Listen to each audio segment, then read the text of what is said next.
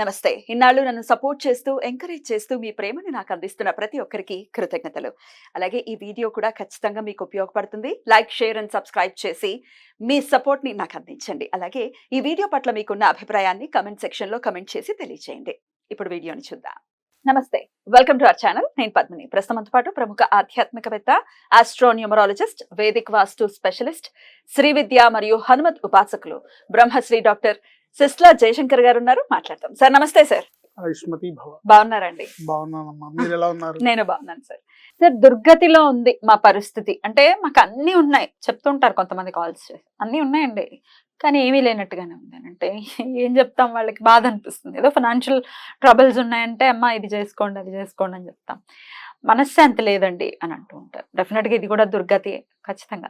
అయితే ఇలా దీని నుంచి మార్పు రావాలి, దుర్గామాత యొక్క అనుగ్రహమే కావాలి తప్ప ఇట్లాంటి దుర్గతి ఉండటం అనేది వద్దు మాకు అని అనుకునే వాళ్ళకి మీరు ఇచ్చేటటువంటి సలహా? సాధారణంగా దుర్గతి అనేది మన జాతక దోషాల వల్ల ఏర్పడుతూ ఉంటుంది. గత జన్మలో చేసిన పాప కర్మల వల్ల, ప్రారబ్ధ కర్మ వల్ల, ఆరబ్ధ కర్మ వల్ల మనకి ఏర్పడుతూ ఉంటుంది. ఆరబ్ధ కర్మ. సో ప్రారబ్ధ కర్మ, ఆరబ్ధ కర్మ అంటారు. వాటి వల్ల ఏర్పడుతూ ఉంటుంది. జాతకంలో శని, రాహు, కేతు దోషాల వల్ల ఏర్పడే గతి కొన్ని తీవ్రమైన కష్టాలు అనుభవిస్తుంటారు. జాతకరీత్యా అనుభవించే వాళ్ళు. ఒక కుటుంబంలో సంతానం నిలబడదు, ఒక కుటుంబంలో మనుషులు అర్ధాయుష్కులుగా పోతూ ఉంటారు, ఒక కుటుంబం ఎప్పుడు దారిద్ర్య బాధను అనుభవిస్తుంటుంది, ఒక కుటుంబం ఎప్పుడు అనారోగ్యంతో పీడింపబడుతుంటారు. ఇలా ఎన్నో అనేక రకాల బాధలతో పీడింపబడే వాళ్ళు ఉంటారు. ఎవరైనా సరే దుర్గా అంటే దుర్గతిని నాశనం చేసేది దుర్గా. ఆ దుర్గా అమ్మవారిని ప్రార్థించడం వల్ల, దుర్గా అమ్మవారిని వేడుకోవడం వల్ల తప్పకుండా మీకున్న దుర్గతులన్నీ తొలగిపోయి సద్గతులు లభిస్తాయి అని చెప్పడంలో సందేహం లేదు. తప్పకుండా అమ్మవారిని ఆశ్రయించి ఇచ్చేయాలి. ఎందుకంటే అసలు దుర్గతిని పోగొట్టుకోవడానికి ఒకానొక సందర్భంలో శ్రీకృష్ణ భగవానుడే చండీ సప్తశతి పారాయణ చేశాడు. ఆయనకి దుర్గతి ఇంకా మనం ఎంత ఏదో ఒక సందర్భంలో, ఒక మూమెంట్ లో. ఏంటి దుర్గతి కాదు అది, అవతార లక్ష్యం కోసం అవతారంలో వచ్చిన ఫేస్ చేయాలంటే వాళ్ళు మరి మానవులుగా జన్మ తీసుకున్నారు కాబట్టి అతీతులుగా బిహేవ్ చేయకూడదు కాబట్టి అది అనుభవించాలి. ఆ సమయంలో ఆయన కూడా దుర్గా సప్తశతి పారాయణ చేసినట్టుగా మనకి పురాణాల్లో ఉంది. అందుకని అమ్మవారిని ఆశ్రయించడం ద్వారా, దుర్గా సప్తశతి పారాయణ వల్ల, లేదా ప్రతిరోజు కనీసం 7 సార్లు దుర్గా సప్తశ్లోకి పారాయణ చేసుకోవడం వల్ల తప్పకుండా దుర్గతులన్నీ నశించి సద్గతులు లభిస్తాయి. ఏమాత్రం సందేహం లేదు. నమ్మకంతో చేసుకోవాలి. మేము సప్తశ్లోకి చేయలేము, లేదా సప్తశతి పారాయణ చేయలేము, ఈ చండీ హోమాలు, చండీ పారాయణలు మేము చేయలేము అని అనుకున్న వాళ్ళకి మటుకు మంత్రం రూపంలో మనం చెప్పచ్చు. నామం మంత్రంగా ఉంటుంది కాబట్టి ఆ మంత్రం జపించుకోవడం ద్వారా తప్పకుండా మనం అమ్మవారి ఆశీర్వాదాన్ని, అమ్మవారి అనుగ్రహాన్ని పొంది దుర్గతుల్ని నాశనం చేసుకోవచ్చు. ఓం ఐం హ్రీం శ్రీం దుర్గమాయై దుర్గాయై నమః. ఓం ఐం హ్రీం శ్రీం దుర్గమాయై దుర్గాయై నమః. ఈ మంత్రాన్ని 1000 సార్లు తక్కువ కాకుండా, అంటే ఎవరైనా చేసుకోవచ్చు. ఆడవాళ్ళు, మగవాళ్ళు, పిల్లలు, వృద్ధులు.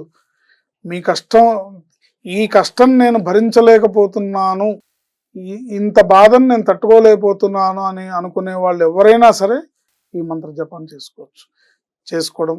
కాస్త మంగళవారం నాడు దుర్గామ్మవారి ఆలయానికి వెళ్ళడము, వీలుంటే ప్రతిరోజు లలితా సహస్రనామం పారాయణ చేసుకోవడము, మనసులో ఎప్పుడూ కూడా నిరంతరం అమ్మవారి రూపాన్ని, అమ్మవారి ధ్యానాన్ని స్మరించుకోవడం ద్వారా మీకు జాతకరీత్యా ఏర్పడే దుర్గతులు, గత జన్మ పాపకర్మల వల్ల ఏర్పడే దుర్గతులు, లేదా ఈ జన్మలో చేసుకున్న ప్రారంధ కర్మల వల్ల ఏర్పడే దుర్గతులు అన్నీ నశించిపోయి సద్గతిని పొందగలుగుతారు అని నిస్సందేహంగా చెప్పొచ్చు. అద్భుతం సార్.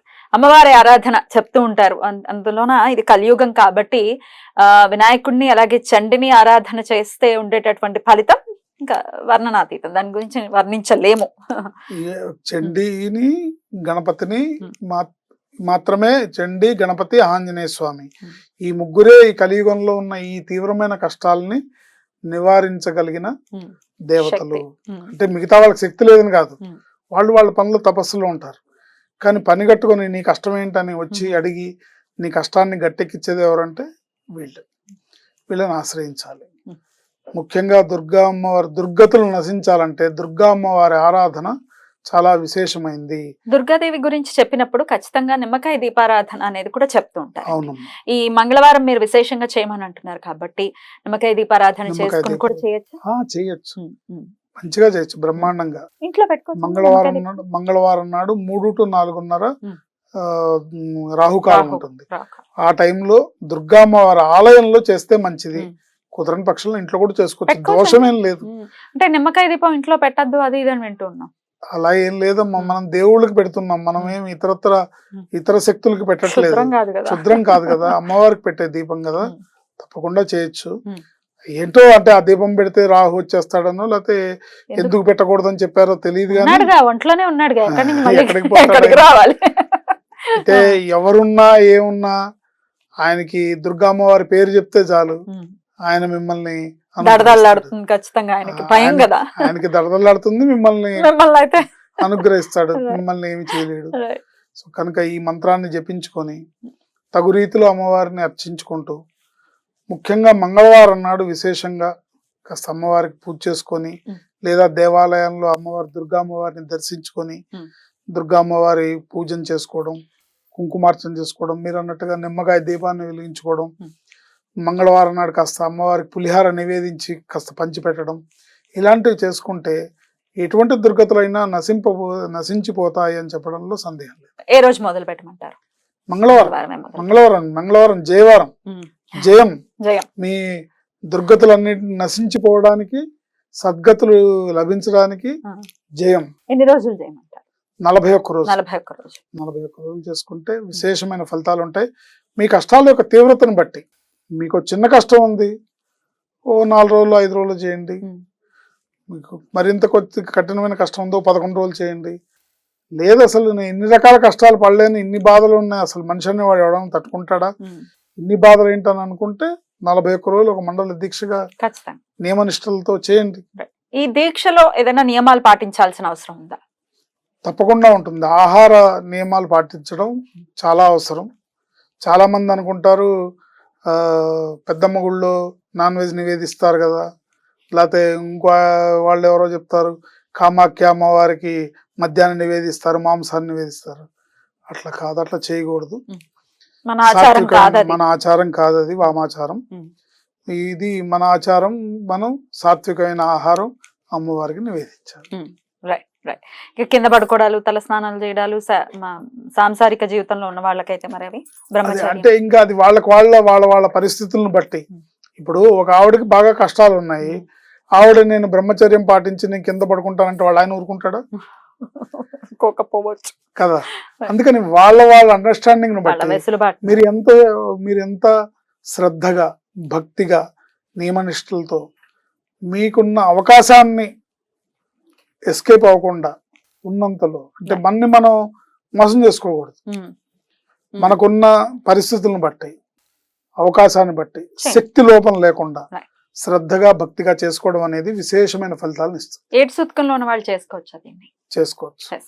రైట్, అద్భుతంగా వివరించారు. థ్యాంక్ యూ సో మచ్ అండి. నమస్తే.